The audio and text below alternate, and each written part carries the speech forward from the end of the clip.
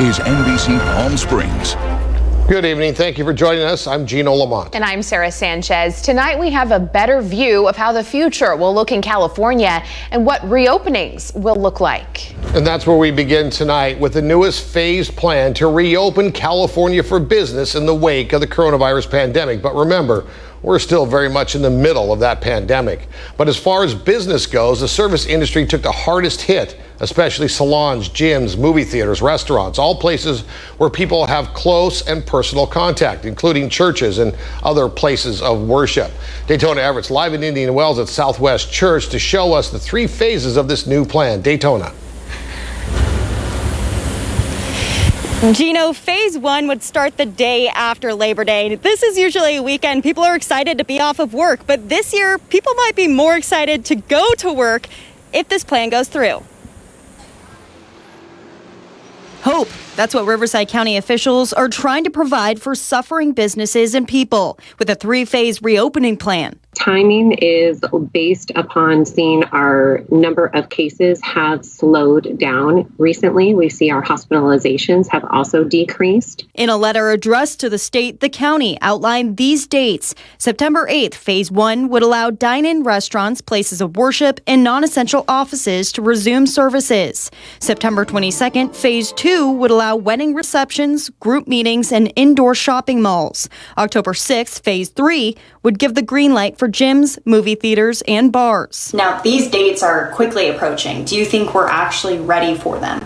We do. It is a gradual reopening, so it's not reopening all of the businesses again. It would be reopening certain types of industries again and allowing for a 2-week period before a next round of businesses were to reopen. Governor Newsom addressing the letter in his briefing, saying he's in collaboration with local leaders about a reopening framework. And we'll be making public next week the details of our strategies. In the meantime, continue to wear face coverings, don't go to social gatherings, and make sure you're constantly washing your hands and keeping that 6 feet of distance. So getting back to laboring after Labor Day can be a possibility. Now, Newsom says he'll be working on drafts for a reopening framework this weekend with local leaders, including Riverside County. Reporting live from Indian Wells, I'm Daytona Everett. All right. Thank you, Daytona. And here are the latest COVID-19 numbers for Riverside County and the Coachella Valley. We have 430 new cases reported in the county, 90 of those from the Coachella Valley. There were 4 new deaths in the county, and those were also from our valley. Coronavirus coverage brought to you by East Valley COVID-19 testing site, serving residents of eastern Coachella Valley. It's the first day of school for students with Desert Sands Unified School District. There were a couple of glitches this morning. Apparently too many people on the server caused a systems outage. Some parents say they couldn't log into email, couldn't access Zoom meetings with teachers, or access the parent portal, which gives information like their students' schedules. For parents with children who have special needs, there's a whole other level of worry. Our Nico Payne talked to one parent who has 2 children with special needs. He's live now in front of Desert Sands Unified School District headquarters in La Quinta with more for us. Nico. A local mom who has 2 children with special needs tells me that her biggest fear is that her kids will fall behind. We spoke to Desert Sands Unified School District to see what resources are out there and how they're helping every student succeed in this uncertain time. For children with special needs, going to school was never easy. What may seem like simple milestones require years of work and a lot of hands-on support. With instruction beginning online in every local public school district, parents fear their children will experience a backward slide. I have 2 kids with special needs. One is severe and the other one has autism. And I was really concerned about the more severe child because it was a little bit hard last year with the distance learning with him to reach him.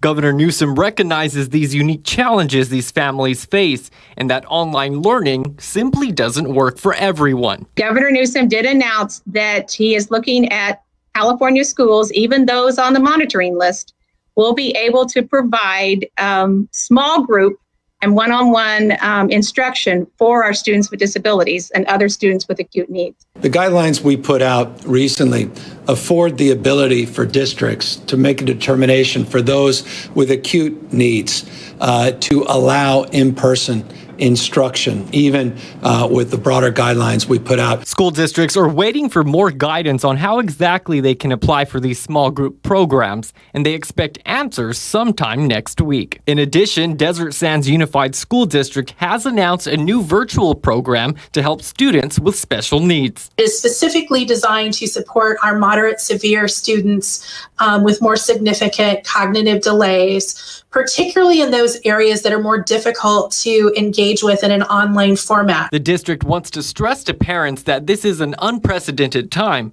and they don't expect perfection. What counts as attendance is not only them participating in their class, which is what we want. We understand with some of our students with disabilities that can be a challenge. So there's other ways that they can attend through completing an assignment. And the district tells me that if families need help whatsoever, the first person you should reach out to are the case managers. For more information on all programs, you could head to our website, NBCPalmSprings.com. Reporting live, I'm Nico Payne. Back to you in the studio. All right, thank you, Nico. We are under a Flex Alert warning right now, and it's going to last until 10 o'clock tonight. And this is a real-time look at wattage in use. The number on the left there is the wattage cap. Now, if we get close to that number, rolling blackouts could begin. However, it doesn't look likely to happen tonight, at least not based on our current usage. And I think everybody's getting a little better of just putting that thermostat a couple of degrees warmer so we can get through this together. Now, there are lots of fires burning across the state. The LNU complex wildfire in Northern California has now spread from Napa County into Solano County. Officials are calling for more evacuations. Lightning sparked the fire Monday. It burned 46,000 acres and destroyed 50 structures. That fire is still 50% contained. Two other fires burning in the same region, the CZU complex fire burning in San Mateo and Santa Cruz, and the CSU complex fire in Alameda County are all out of control at this hour. Structures destroyed in just the last hour, and others are being threatened. It's a long, tough firefight ahead for those heroes. Closer to the valley, the Apple fire is now completely contained, but devastation it left behind will be felt for a long time. Our Kitty Alvarado met with a family whose home was saved from the flames, but they've been displaced and they needed some help, and well, Kitty got it for them, and she joins us now. Kitty, good evening. Good evening, Gino. Well, the Tuttle family has been living out of a travel trailer because of severe smoke damage, and their air conditioner went out because of the power outages caused by the fire. They say their insurance company has been dragging their feet while they've been suffering in triple-digit heat. It was devastating. We've had fires over the years, but not like this one. Brad Tuttle and his family had a close call during the Apple fire. This is video of firefighters fighting back the flames that were about to destroy their home in Banning. It was scary. We left, got out of here, because as you can see, this is my backyard, and it burnt right up to my house, and I didn't know if we were going to have a house again. The fire has destroyed over 33,000 acres and several homes. Fortunately, firefighters saved their home. If it hadn't been for them up here, we would have lost everything. While their home doesn't look damaged, it is. It has severe smoke damage, and power outages caused by the fire took out their air conditioner. This travel trailer has been home for him, his wife, 2 daughters, and dog for nearly 3 weeks. Made this in the home for a dinner table and all that to get out of our house that it's too smoky and our air conditioner blew up and we can't go in our house. He's a proud man who never asks for help. And it's triple digits and it's hot, but we're trying to survive. But when it comes to his family, there's nothing he won't do. Brad flagged us down while covering the threat of rain to this already devastated community. We're in the Banning Bench area and asked for help with their insurance company, California Fair Action Plan. He says they've had no luck getting what they need. It's devastating that I pay my insurance. Please help me out. That's all I'm saying. Please help me out. We reached out to their insurance company, too. They said they'd get back to us. In the meantime, we called the General Air Conditioning and Plumbing. The owner, Patrick Summers, didn't hesitate to send help. We told Brad the good news. That is so awesome that the General's going to do that. It's unbelievable. I can't hardly describe how happy I am about that and how there's so many good people out there like yourself and the General. Thank you. And the Tuttle family called me back and said the General is donating a brand new air conditioner. They are beyond grateful, and we are too. We hope this is the beginning of many good things to come for their family. And I really want to thank Patrick, the owner of the General. We know it's tough times for all small businesses, and still you stepped up in a big way. People like you make this community beautiful. I'm Kitty Alvarado. Well, thunder. Oh. Yeah, hear that? Okay, we're waiting for it. Thunder, and that's rain hitting the pavement. This is in Wrightwood earlier this afternoon. They got enough of a dousing for a few hillside rocks to actually roll down onto the mountain road. Exciting to see rain, definitely. Let's check in with Chief Meteorologist Mike Everett for a look at your AccuWeather forecast. Mike, we haven't seen rain in a while. And the rain is wonderful. This is the time of year where we're supposed to be getting those monsoonal storms, and as long as we can get them without the lightning, we're doing fantastic. Here's a live look from that same area. This is Mountain High Ski Resort. If you've ever been up into that area, this is Wrightwood, and you can see a lot of that water still running right down the middle of the Upper Chisholm Trail right now. Continuing to see some of that falling lightly, but it looks like most of the drama has already passed there. In fact, let's take a look at radar right now. We did have some activity that popped up this afternoon over top of the San Bernardinos and the San Gabriels. That's Wrightwood right about there. Here is the San Gabriels, and then here is the Yucca Valley. In fact, if you look off towards the east right now, you will see a very impressive towering cumulus cloud that is right on top of the town of Yucca Valley right now. Now, if you look, this is a 1 hour loop. You can see that little timestamp there going up for about 60 minutes there. Looks like it's reached its mature stage, which means that it's dropped most of the rain, the gusty wind, and even a little bit of hail possible there. There is still a watch that's in place there. In fact, let me see if I can highlight that for you. There's so much going on here that trying to highlight it, there we go, it's right there. Flood advisory in place for about the next hour or so, and there will be some ponding on the road. So if you do have some travel plans that include going up Highway 62 tonight, there will be some ponding on the roads. It's hot out there, 112, not as hot as it has been, and humidity sitting at 23%, so that's making your feels like temperature well over 115 out there. Wind still coming in lightly from the east-southeast. We've been getting that switch to the north and west late at night, but it hasn't really been giving us a lot of ventilation. But there is hope on the horizon. The excessive heat warning that we're under will expire at 10 p.m. on Thursday. Temperatures will dip below 115, and look at that, Saturday, 107? We'll see if we can hold on to that, whether it's going to heat up again, and we are tracking more storms and Hurricane Genevieve in the Pacific coming up. All right, thank you, Mike. Hey, we're not done with all the weather yet. We're checking out a couple of weather events that happened around the country, like this. A water spout that moved onto land, making it, well, dangerous. We'll take a look at that when we come back. Plus, Senator Kamala Harris making history tonight at the Democratic National Convention on many levels. We'll add them up. You're watching NBC Palm Springs. We'll be right back. When we welcome our viewers on the West Coast, of course, we'll be following the wildfires. Also, college campuses, the newest front in the COVID fight, as officials face the unique challenge of getting young people to follow the rules. Also, our look at postal sorting equipment sitting idle, despite a promise to stop cutbacks until after the election, when we see you on Nightly News.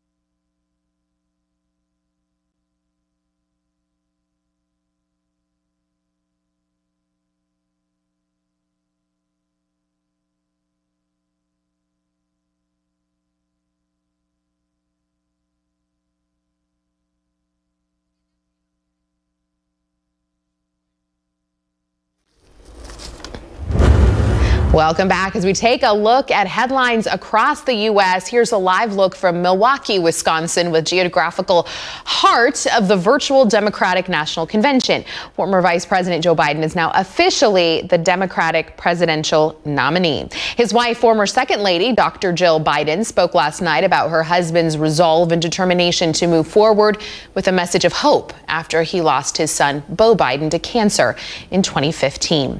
Former President Bill Clinton made a pitch for Biden as well, focusing on the pandemic and the current administration's response. Today happens to be the former president's 74th birthday.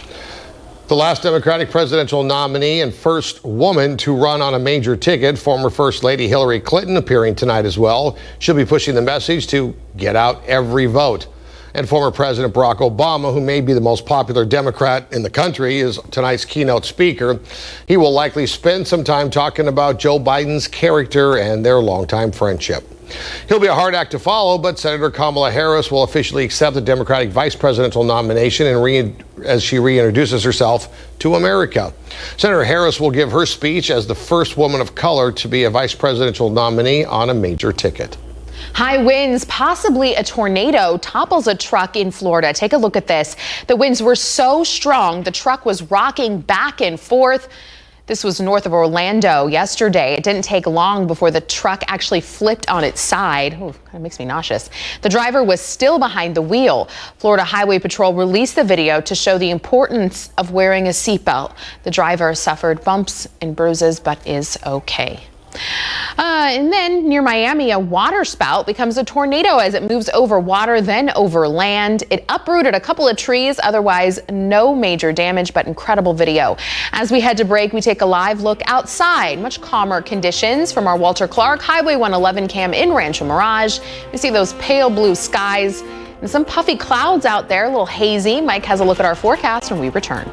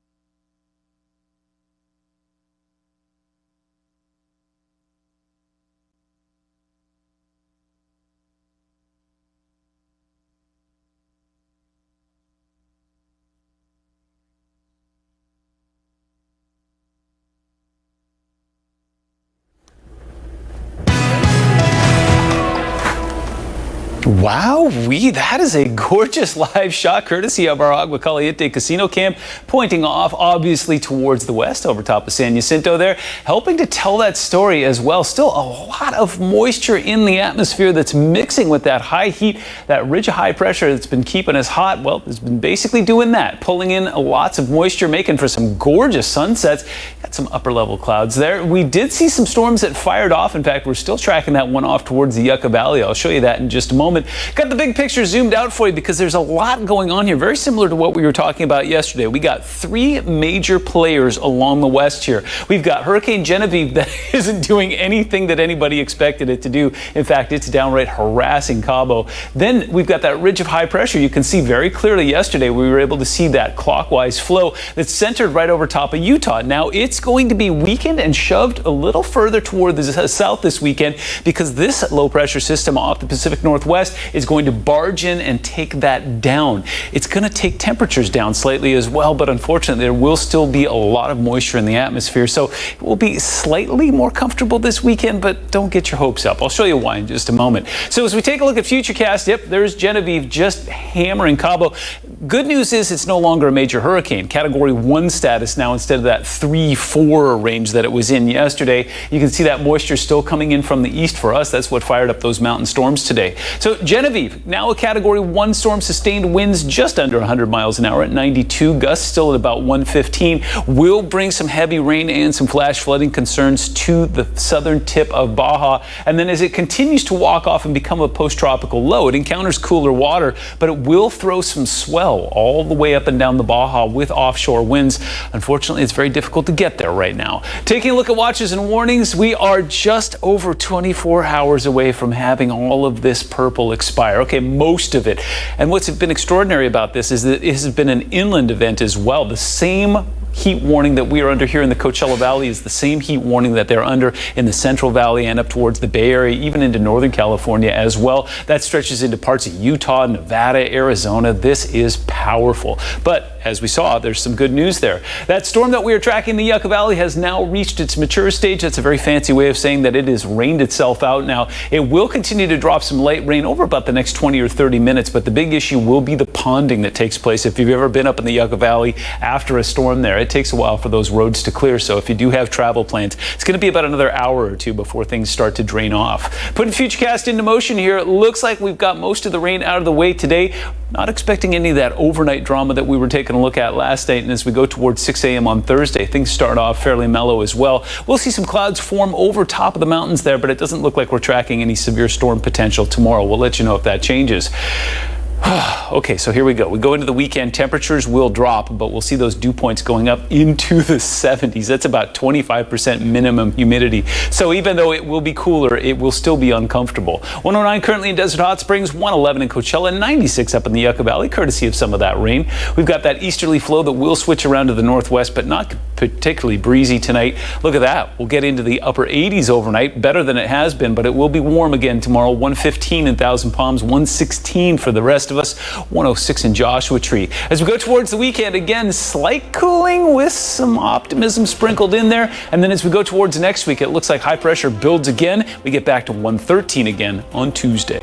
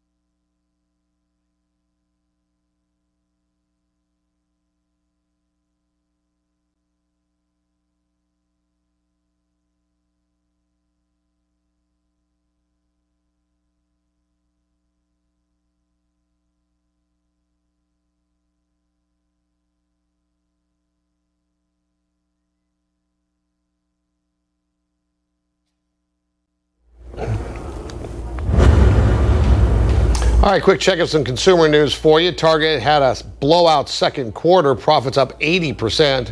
Sales online and stores open for at least a year climbed 25% during the quarter, setting a company record. Netflix is testing a shuffle button that will take shows you've watched before and save to your list into account, and then it could also randomly play an episode of a series you're currently watching. Netflix says the idea is to help you find content tailored to your tastes. As we head to break, remember you can watch any part of this newscast or any other NBC Palm Springs newscast by scanning what's called a QR code here with your smartphone camera, and you can watch us on the platform of your choice. And we'll be right back.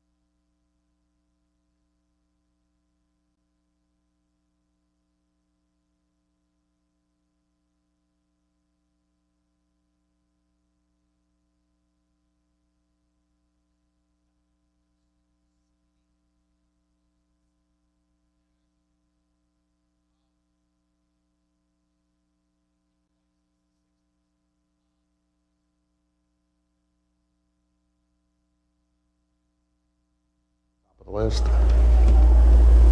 All right, that's going to do it for us. We're back here in 30 minutes. Lester Holt, Nightly News coming up next, and then we'll see you here at 6 o'clock. Have a great night. Yes, we will. We'll see you then.